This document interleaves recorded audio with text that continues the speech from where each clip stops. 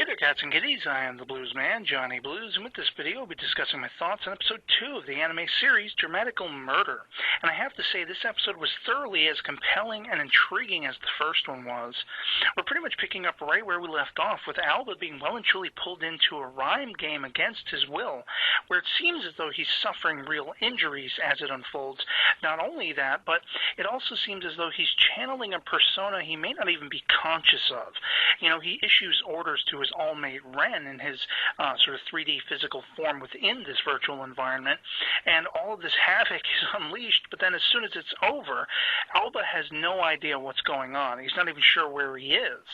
And that's very intriguing to me because, of course, that's what ends the battle. Ultimately, it seems like he summons this great power, death and destruction, and then boom, he kind of half wakes up out of it to be welcomed by that gas mask wearing dude from the previous episode, who I thought was actually responsible for this entire event. Turns out that's not exactly the case.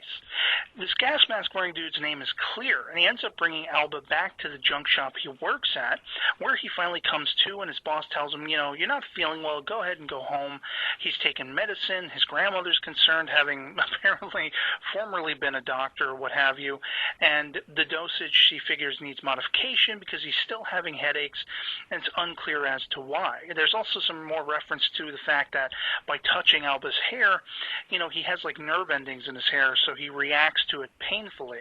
And he gets it into his head per his discussion with Ren that Ren probably needs to be reconfigured or at least checked over, like diagnostic testing and everything, which he does, and corrects Ren's systems for all intents and purposes by replacing his chip or what have you. But he complains himself about having memory issues. He's not sure what happened, doesn't really remember how he got back to the shop and everything like that. And he references that there was this accident that he suffered, which has taken memory from him. Now, it's again been his contention that he's never played this game Rhyme before, but obviously that's not the case. He must have played it before, and this name Sly Blue is apparently an accusation. That was his name within the Rhyme game-playing universe. So this just gets that much more thicker as the plot goes on.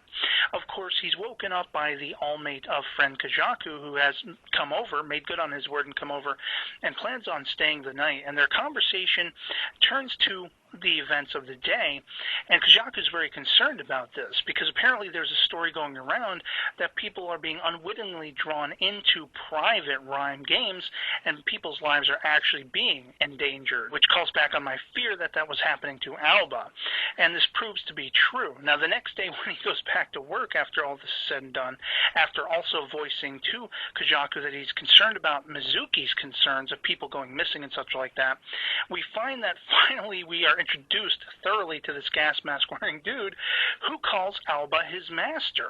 He's referring to him as though they have a familiarity, but Alba doesn't seem to know who the hell he is, and this calls back on the memory loss, of course. But gas mask dude, introduces himself as Clear and is professing that he is the one who got him home after, being basically almost taken out by this Rhyme game, this impromptu game.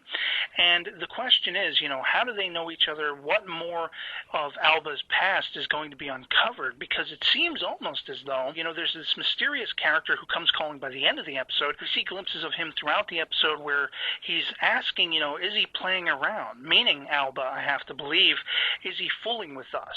Is he trying to hide his persona and pretend he's somebody else? It seems to me that people are gunning for him for whatever reason. I don't know if it's just to be, a game master or something like that of this Rhyme game, or if it's something more personal and dire.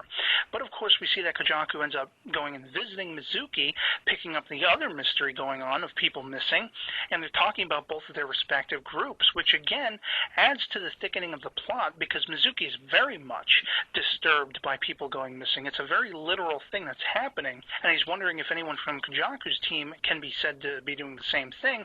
Of course, Kajaku basically says, well, we're a little more free on that, people can do what they want and whatever, but it's probably a passing fad. is Kajaku's, sort of stance by the end of the discussion.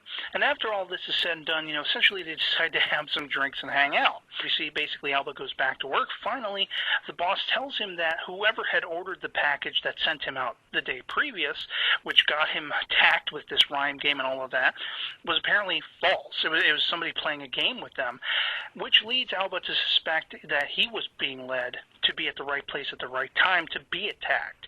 And of course, as the boss decides to go out for a little while, this mystery character comes in with the piercings and everything and says, oh, this place looks really retro. He looks at Alba. Alba's like, can I help you find anything? And he's like, very ominously looks at Alba, raises his, hand, which has this like bandaging on it, and he's like, I found it. And boom, cliffhanger right then and there. So now this character is my lead suspect in who may have, attacked Alba in the previous episode with this rhyme game. And I gotta wonder what it's all amounting to. I love the mysteries and the twists and turns this series is playing with so far. And again, the animation, the colorful characters and the backgrounds, the backdrop has drawn me in well and truly, so that I can't wait to see how this story unfolds from here. So yeah, otherwise that'll be pretty much it for me on this. I hope this video finds you well. I'll catch you all later. Peace.